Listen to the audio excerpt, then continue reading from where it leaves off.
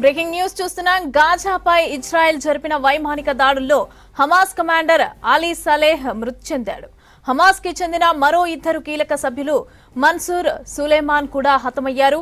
Gaza నగరంతో పాటు మొత్తం 100 చోట్ల ఇజ్రాయెల్ దాడులు చేయగా సుమారు 61 మంది మృతి చెందారు. గాజా సిటీలోని శరణార్థాల శిబిరంపైన ఇజ్రాయెల్ దాడులు జరిపింది. అయితే పక్కనే ఉన్న అబు ఆసీ పాఠశాల లక్ష్యంగా దాడి జరిగిందని, ఈ దాడుల్లో చిన్నారులు పెద్ద సంఖ్యలో చనిపోయారని పాలస్తీనా వర్గాలు చెబుతున్నాయి.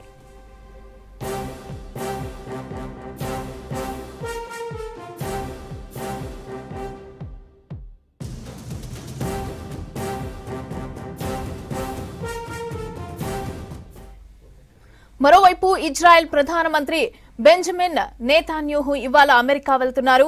కాల్పుల విరమణ ఒప్పందంపైన అధ్యక్షుడు ట్రంప్ తో చర్చిస్తారు. హమాస్ తో కాల్పుల విరమణ ఒప్పందంపైన చర్చించేందుకు ఖతార్ కు తమ ప్రతినిధులను పంపుతామని ఇజ్రాయెల్ ఇప్పటికే ప్రకటించింది.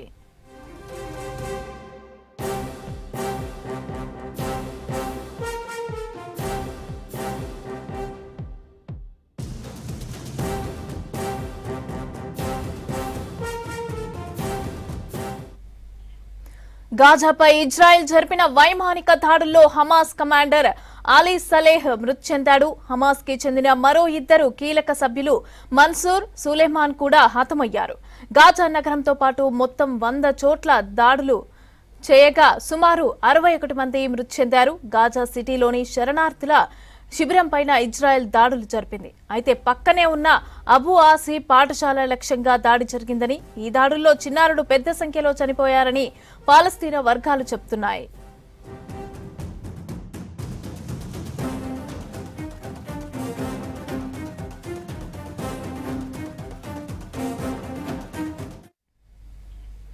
మరోవైపు ఇజ్రాయెల్ ప్రధానమంత్రి బెంజమిన్ నేతాన్యాహు ఇవాళ అమెరికా వెళ్తున్నారు. కాల్పుల విరమణ ఒప్పందంపైన అధ్యక్షుడు ట్రంప్ తో చర్చిస్తారు. హమాస్ తో కాల్పుల విరమణ ఒప్పందంపైన చర్చించేందుకు ఖతార్ కు తమ ప్రతినిధులను పంపుతామని ఇజ్రాయెల్ ఇప్పటికే ప్రకటించింది.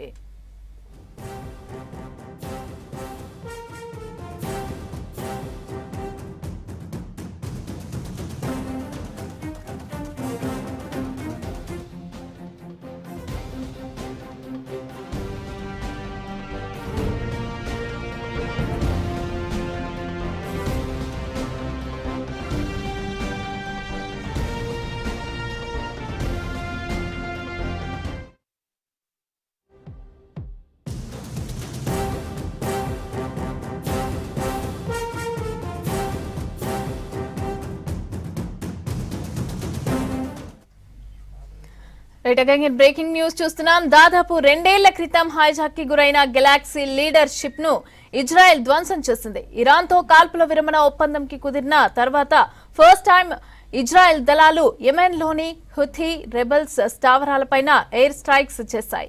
ఈ నౌకను 2023లో హౌతీలుగా హైజాక్ చేసి యెమెన్ పోర్ట్ లో ఉంచారు. దీన్ని 25 మంది బందీలను కొన్నాళ్ల తర్వాత విడుదల చేశారు.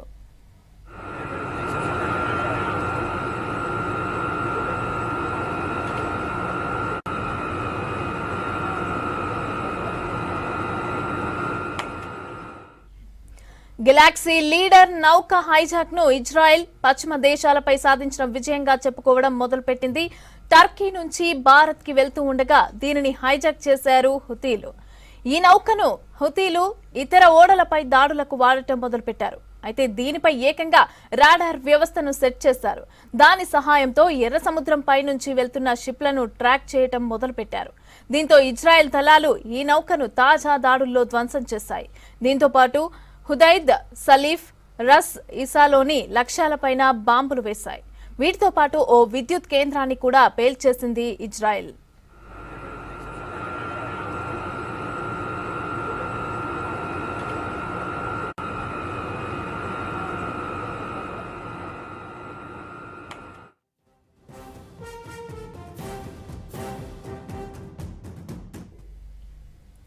అంతకుముందు హుతీ రెబెల్స్ ఎర్ర సముద్రంలో లైబీరియా పథకంపై ప్రయాణిస్తున్న నౌకపై దాడులు చేసింది. దీంతో పాటు గ్రీస్ కి చెందిన బల్క్ క్యారియర్ పై కూడా దాడి జరిగింది. డ్రోన్లు, బోట్లు ఈ నౌకను ఢీకొన్నాయి. దీంతో పాటు రాకెట్ ప్రొపెల్డ్ గ్రెనేడ్లతో పాటు దాడి జరిగింది.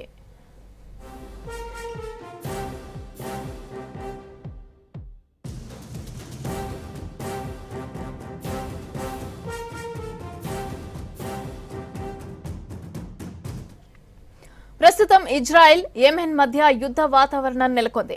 యెమెన్లోని హౌతీ తిరుగుబాటుదారుల ఆధీనంలో ఉన్న ఓడరేవులు, పలు మౌలిక సదుపాయాలను లక్ష్యంగా చేసుకుని ఇజ్రాయెల్ సైన్యం ఇవాళ తెల్లవారుజామున వరుస వైమానిక దాడులకు దిగింది. దీనికి ప్రతిగా హౌతీ తిరుగుబాటుదారులు ఇజ్రాయెల్ వైపు క్షిపణులను ప్రయోగించారు.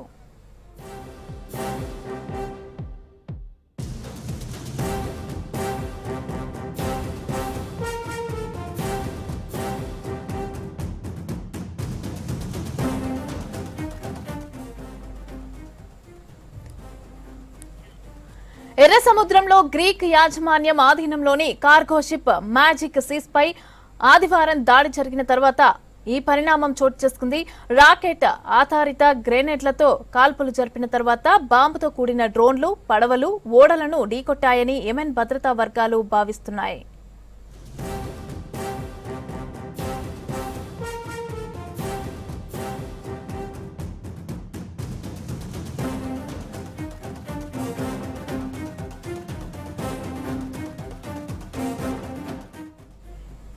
ఈ ఓడరేవులను హౌతీ ఉగ్రవాదులు ఇరాన్ నుంచి ఆయుధాలను రవాణా చేయడానికి ఉపయోగిస్తూ ఉంటారు. ఈ ఆయుధాలను వారు ఇజ్రాయెల్తో పాటు దాని మిత్ర దేశాలపై ఉగ్రవాద కార్యకలాపాల నిర్వహణకు ఉపయోగిస్తారని ఇజ్రాయెల్ రక్షణ దళాలు తెలిపాయి. తిరుగుబాటుదారులు అంతర్జాతీయ సముద్ర ట్రాఫిక్ ను ట్రాక్ చేయడానికి, మరిన్ని దాడులను ప్లాన్ చేయడానికి ఓడలో రాడార్ పరికరాలను అమర్చారని ఇజ్రాయెల్ ఆరోపించింది.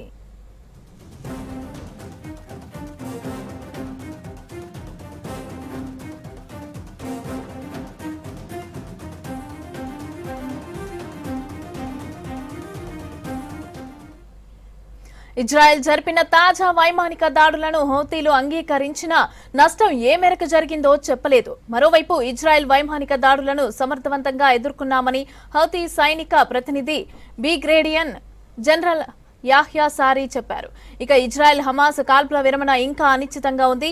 అణు కేంద్రాలపైన అమెరికా వైమానిక దాడుల తర్వాత ఇరాన్ అణు చర్చలపైన తన వైఖరి ఏమిటన్నదైతే ఇంకా చెప్పలేదు.